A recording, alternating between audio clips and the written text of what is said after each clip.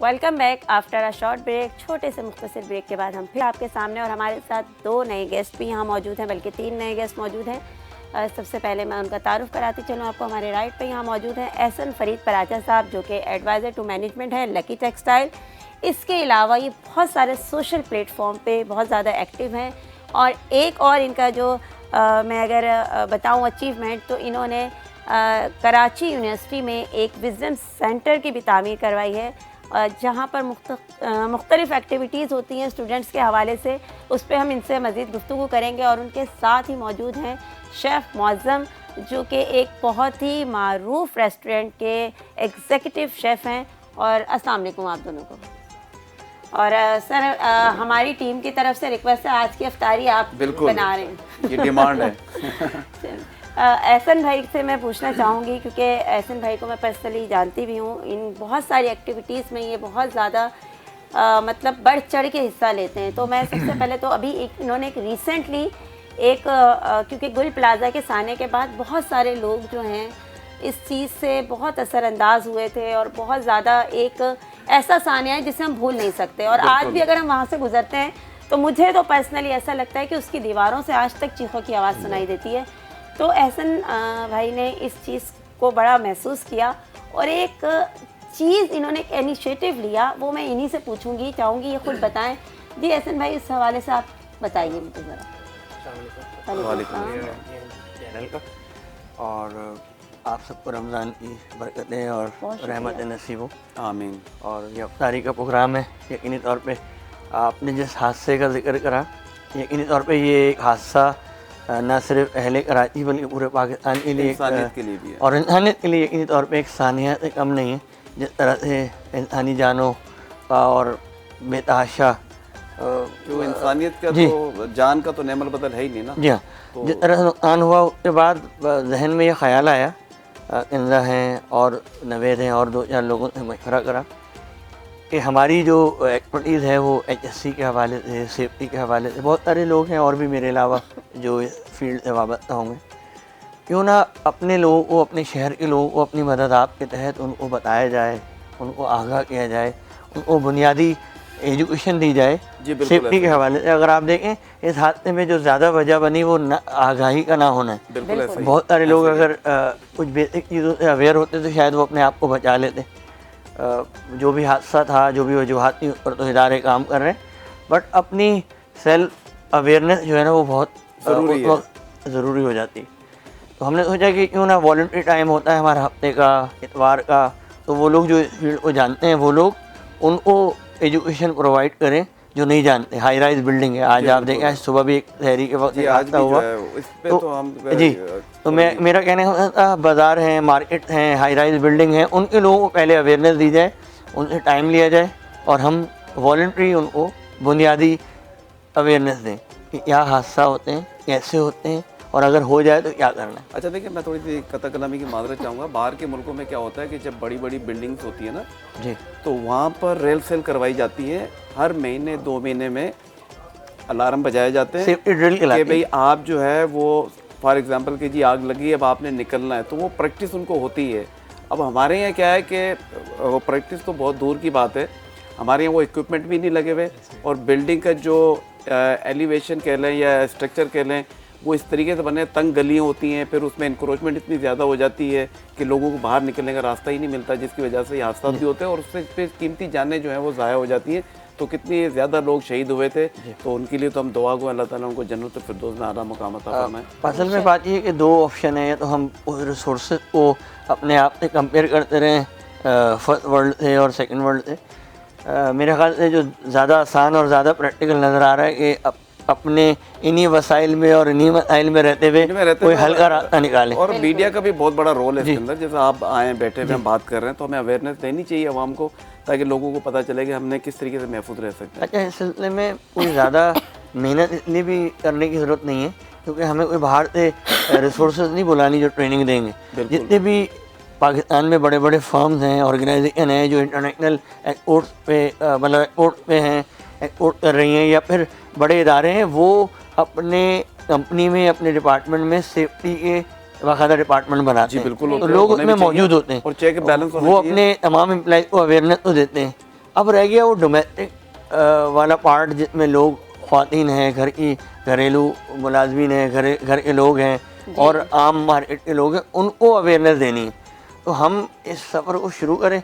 मुझे लगता है मीडिया भी में हमारा साथ देगा। बिल्कुल, बिल्कुल। और ये वॉलंटरी काम अगर अपने चैनल पे हर कोई सिर्फ 15 मिनट फॉर सेफ्टी फर्स्ट तो हम कहते हैं, अगर 15 मिनट सेफ्टी टॉक, तो अगर वो बात की जाए, वो गुफ्तगू की जाए, तो मुझे लगता है अगर हम वो चीज़ फैलाना चाहते हैं तो बहुत आसान है फैलाना, आसानी से हो जाए। तो ये एक सफ़र था जो शुरू किया था और यकीनी तौर पे इसमें टाइम लगेगा, लेकिन there is always starting point for everything. तो हमें शुरू करना चाहिए और इसमें लोग आते जाएंगे। मुझे लगता है कि इस सफ़र के अंदर आसानी होगी। ये बड़ी अच्छी बात है क्योंकि awareness is a basic part, क्योंकि जब अवेयरनेस होती है ना हमें किसी चीज़ की, हम बहुत सारी चीज़ों से बच सकते हैं।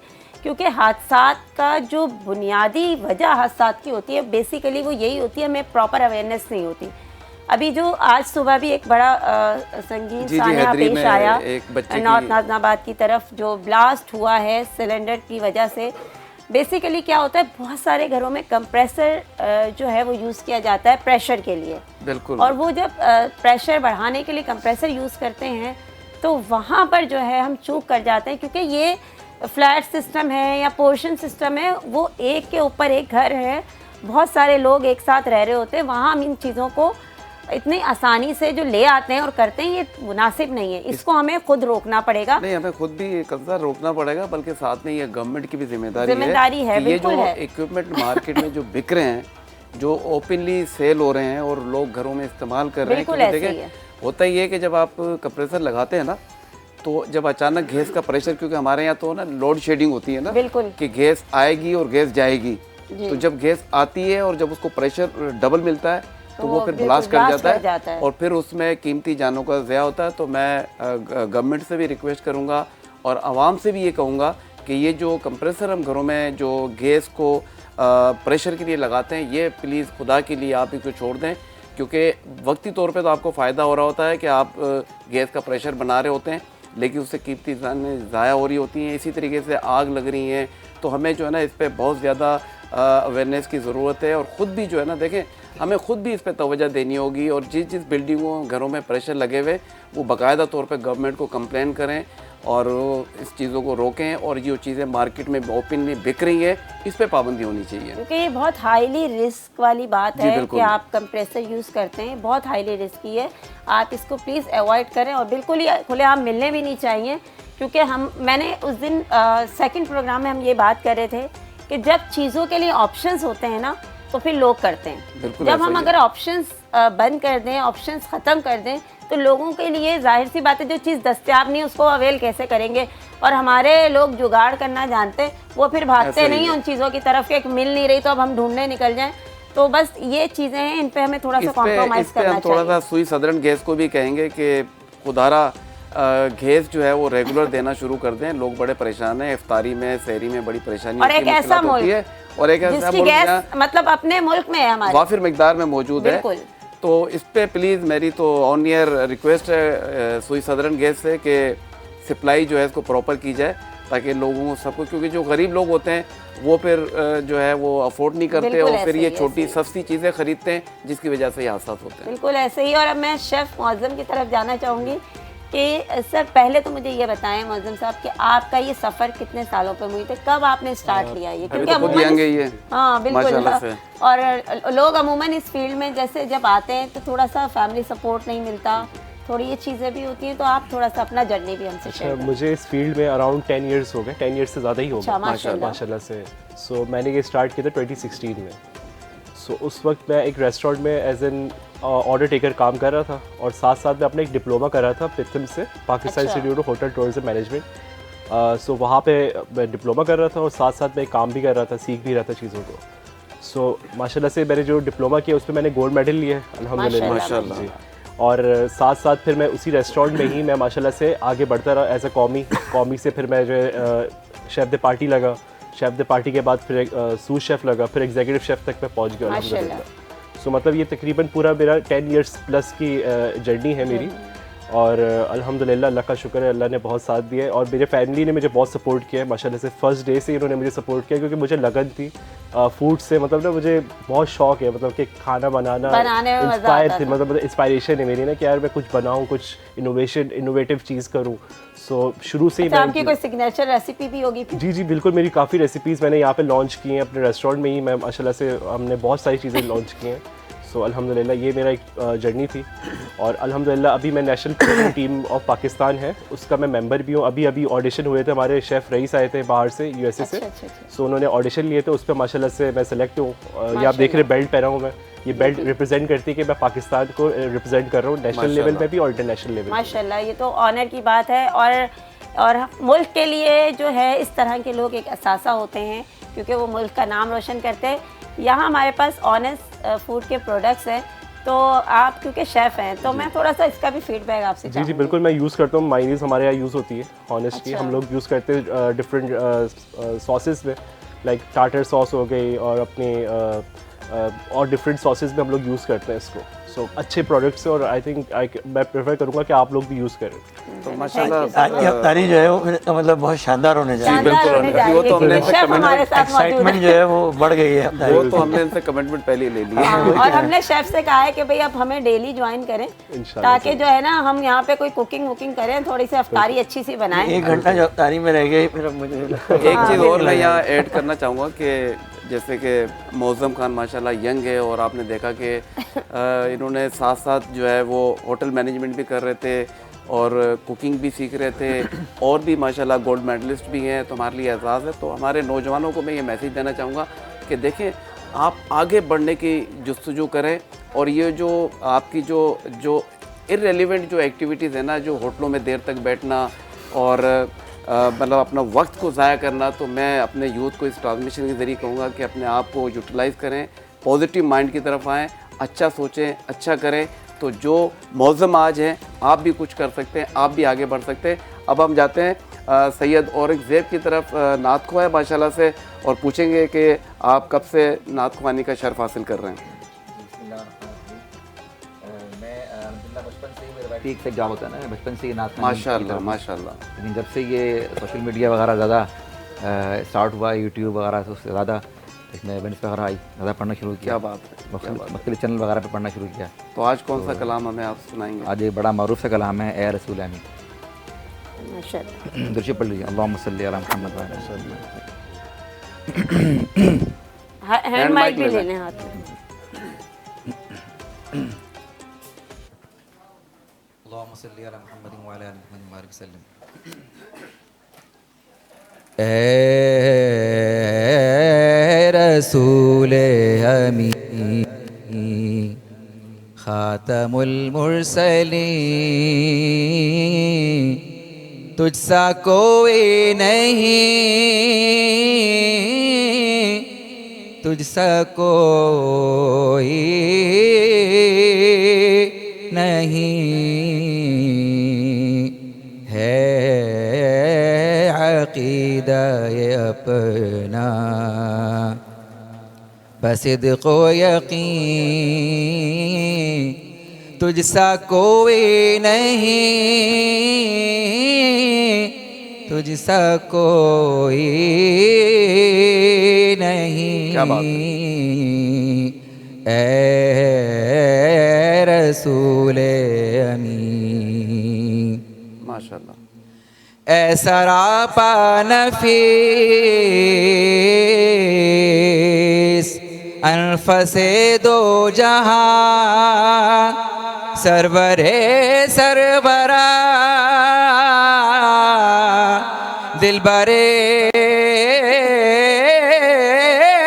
आशिका, सुभान अल्लाह। सरवरे सरवरा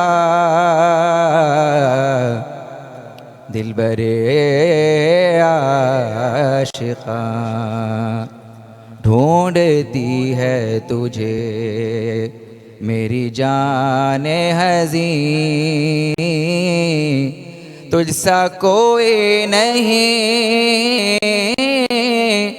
तुझसा कोई नहीं है सुभान अल्लाह। मुस्तफ़ा मुजतबा तेरी मदहो सना मेरे बस में नहीं, दस्तरस में नहीं, क्या बात है, क्या बात है। मेरे बस में नहीं, दस्तरस में नहीं, सुभान अल्लाह। दिल को हिम्मत नहीं, क्या बात, लब को यारा नहीं, तुझसा कोई नहीं, तुझसा कोई नहीं, ए रसूले अमीन। क्या बात है, सुभान अल्लाह, सुभान अल्लाह, सुभान अल्लाह। सुभान अल्लाह। बहुत खूबसूरत, बहुत खूबसूरत, बड़ा खूबसूरत कलाम पढ़ा। और यहाँ मैं मुफ्ती साहब की तरफ आऊँगी, क्योंकि ज़ाहिर है कि जब मुफ्ती साहब, मैं ये पूछना चाहती हूँ कि लोगों में आजकल इस्लाम की जो नॉलेज है उसमें बहुत ज़्यादा मतलब क्लैशेस होते हैं। अभी शाह साहब भी ऑफ रिकॉर्ड बात कर रहे थे कि जो फ़िरका वारियत की तरफ जो चले जाते हैं, अच्छा उससे क्या होता है, इख्तलाफात बढ़ते हैं। तो हम एक पेज पे भी तो जमा हो सकते हैं, बहुत सारी ऐसी चीज़ें हैं जिसमें सबका मौक़िफ़ एक जैसा भी होता है, तो थोड़ा सा इस हवाले से भी मौक़िफ़ अलग भी हो, इस पे इशू नहीं है। देखिए फ़िरके होते हैं, लेकिन ये है कि अपना मसलिक छोड़ो नहीं, किसी मसलिक को छेड़ो नहीं। क्या कहते हैं मुफ्ती साहब? देखिए अल्लाह ताला ने मस्जिद में हमें एक प्लेटफॉर्म दिया और उसके बारे में अल्लाह ने फरमाया कि वक़्तसिमू बिहब्लिल्लाहि जमीअन व ला तफ़र्रक़ू। अल्लाह ताला की रस्सी को तुम सब मिलकर मजबूती से थाम लो और फ़िरका ना हो। अल्लाह रब्बुल आलमीन की यही नसीहत है। अच्छा, ये मुफ्ती साहब, हम इसको छोटे से ब्रेक के बाद कंटिन्यू करते हैं। वक्त हुआ एक छोटे से ब्रेक का, मिलते हैं ब्रेक के बाद।